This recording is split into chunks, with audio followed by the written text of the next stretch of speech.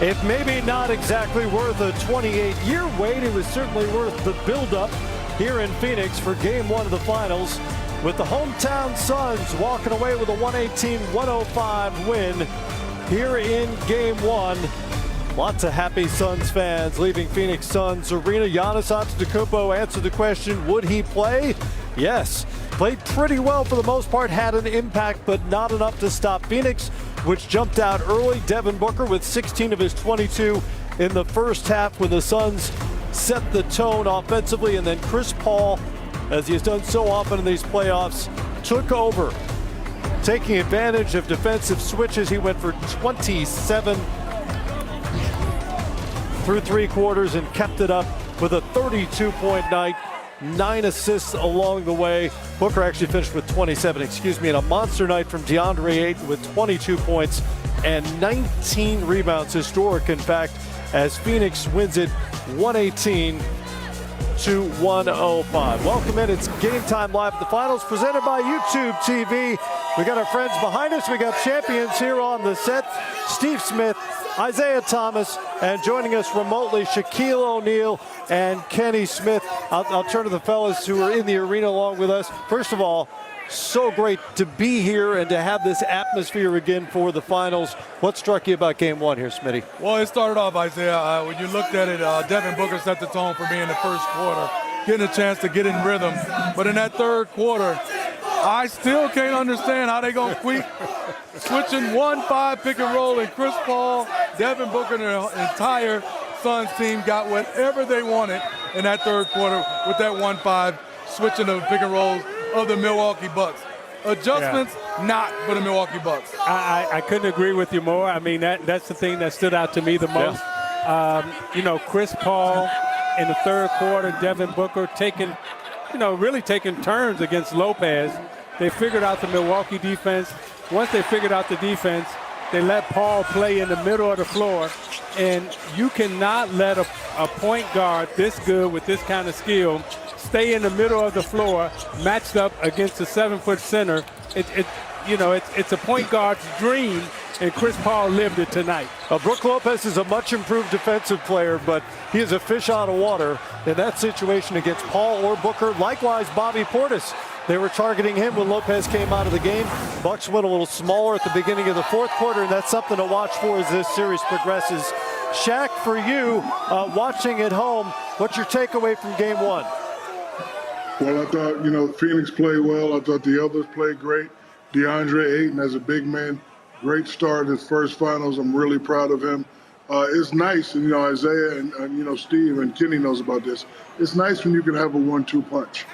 First half was all Devin Booker, and then that third quarter, Chris Paul said, you know what, this is my first finals.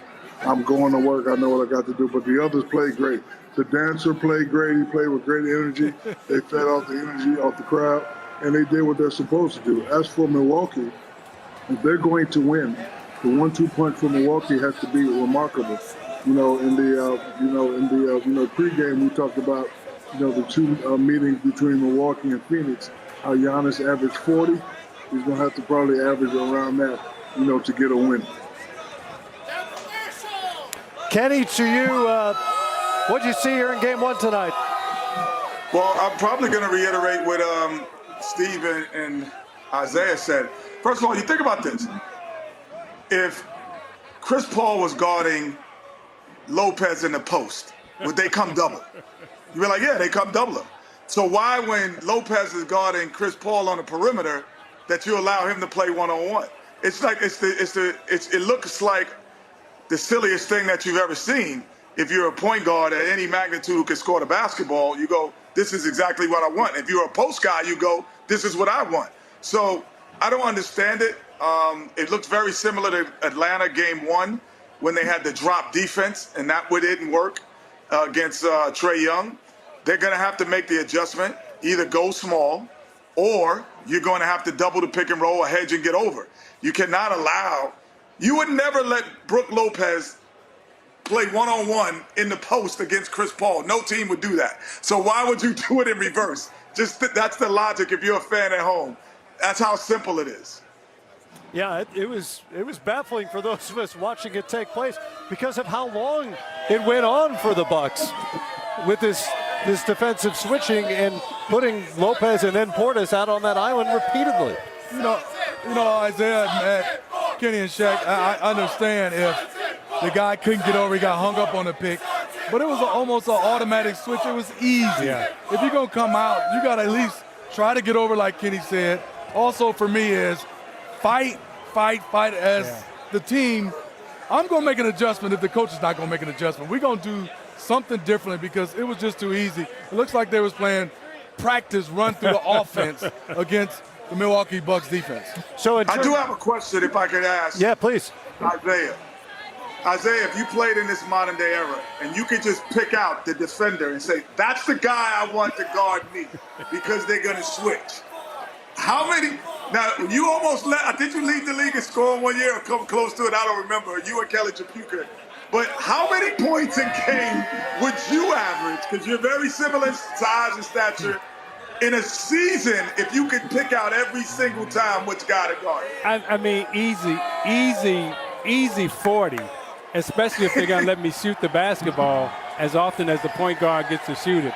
Really easy 40 because now I'm shooting layups and I'm getting any shot that I want against a big man. I mean, it really is unfair to have a big man guard a small man out on the perimeter, and because all you're going to do is take him to the basket. And like I say, Chris Paul got a chance to live his dream tonight by having bigs and power forwards out him on guarding him out on the perimeter.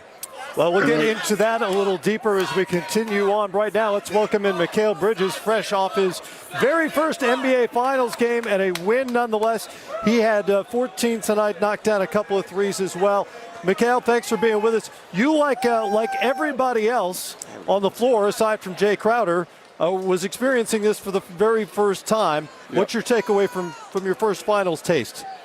It's amazing. You know, you want to play at this level as a kid, and you finally get your opportunity to be here. So I'm just grateful I'm here, and try to take advantage of it, and try to play as hard as I can, and try to help my team win. Mikal Bridges, Steve Smith, congratulations on your first Finals. Obviously, talk to me about you knocking down shots. It looked like you didn't hesitate on none of your jump shots tonight. Yeah, just being aggressive. I know, just in the playoffs, I wasn't feeling like fully myself sometimes, and just me being passive aggressive, and my teammates and my coaches just talking to me, helping me, just telling me, be aggressive, be you. And that's what I was doing, just trying to stay locked in and be ready to shoot and drive. You have Chipotle tonight?